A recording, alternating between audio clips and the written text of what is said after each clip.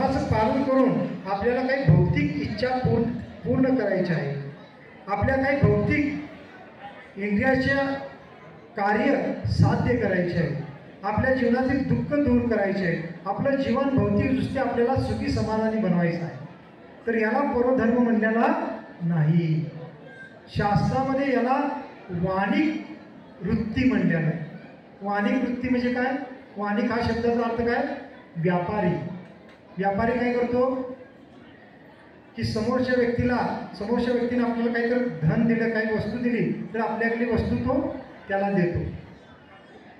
व्यापारी दुसऱ्या व्यक्तीला जे काही देत आहे त्याच्याकडून मला अपेक्षित काही मिळालं नाही तर तो व्यापारी काय करतो, त्या व्यक्तीला दिलं जाणारी जी काही वस्तू आहे तो देणं बंद करतो. तसंच आपला धर्माचं काय व्याख्या आहे की धर्माच्या अंतर्गत काही विधी करत आहे, काही पूजा अर्चना करत आहे, त्याच्या बदल्यात भगवंताकडून देवतांकडून मला काही भौतिक लाभ झाला पाहिजे. आणि तो लाभ जर मला प्राप्त झाला नाही विशिष्ट वेळेमध्ये तर आपण काय करतो, ती विधी सोडून देतो, त्यागून देतो.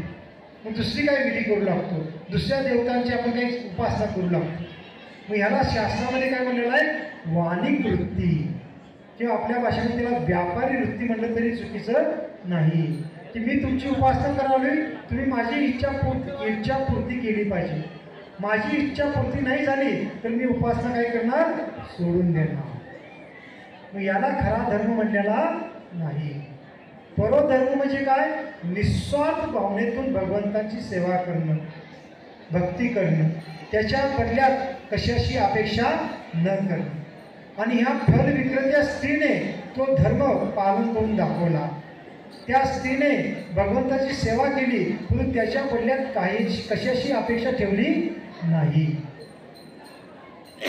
आणि पहा, भगवंत जेव्हा पाहतात की आपण निस्वार्थ भावनेतून भगवंताची सेवा करत आहोत, त्याची भक्ती करत आहोत, तर जसं त्या स्त्रीला भगवंताने सर्व काही प्रदान केलं तर भगवंत आपाप सर्व काही आपल्याला प्रदान करतील. आपल्याला मागण्याची आवश्यकता पडणार नाही. परंतु आपण काय करतो की आपल्या उपासनेच्या कार्यामध्ये भगवंताकडून काही मागून आपलं भक्तीचं कार्य काय करतो? दूषित करतो. शुद्ध भक्ती म्हणजे काय?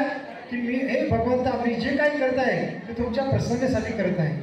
मारो भी राखो भी जो इच्छा तुहार, की तुम्ही माझं रक्षण करा, अगर माझा नाश करा. मी तुमचा दास आहे, मी तुमचा चरणकमल त्यागणार नाही. याला म्हणलेला आहे खरा परोधर्म.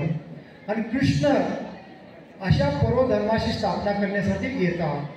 आणि पहा, आता वर्तमानमध्ये एक प्रकारे पुन्हा एकदा धर्माशी ग्लानी झालेली आहे असं आपण म्हणू शकतो. कारण आपण सर्वजण धर्माच्या नावाखाली भरपूर काही चुकीच्या गोष्टींचं पालन करत आहोत. निस्वार्थ भावनेतून भगवंताला प्रसन्न करण्याच्या भावनेतून आपण आपल्या धर्माचं पालन करत नाही आहोत. मग आजचा दिवस आहे की आपण श्रीकृष्ण जन्माष्टमीच्या निमित्ताने भगवंत ज्या धर्माची स्थापना करण्यासाठी प्रकट झाले होते त्या धर्माला समजून घेऊन आपल्या जीवनामध्ये भगवंताच्या भक्तीची कार्य केली पाहिजे. आणि आपण जे काही धर्माच्या विधीचं पालन करत आहोत त्याच्यामध्ये आपण कोणताही स्वार्थ भाव न ठेवता फक्त भगवंताच्या प्रसन्नतेच्या उद्देशाने ती कार्य केली पाहिजे. मग खरं आपण परोधर्माचं पालन करू आणि मग भगवंताची विशेष कृपा आपल्याला प्राप्त होईल. आणि त्यासाठी आपल्याला काय आपलं जीवनाची कार्य बदलण्याची आवश्यकता नाही. आपण जे काही आपल्या जीवनामध्ये कार्य करत आहोत, उद्योगधंदा करत आहोत, ते आपण करत राहा. फक्त ते काय करा? भगवत भावना भाविक बनवा. मग आपलं कार्य आहे ते कार्याचं जे काही फल आहे ते आपण भगवंतांना अर्पण करा, किंवा ते फल काय करा? भगवंताच्या प्रसन्नतेसाठी आपण अर्पित करा, किंवा ते कार्यच भगवंताच्या प्रसन्नतेसाठी करा. मग ते कार्य पण पूजा बनतं. जसं महाभारताच्या युद्धामध्ये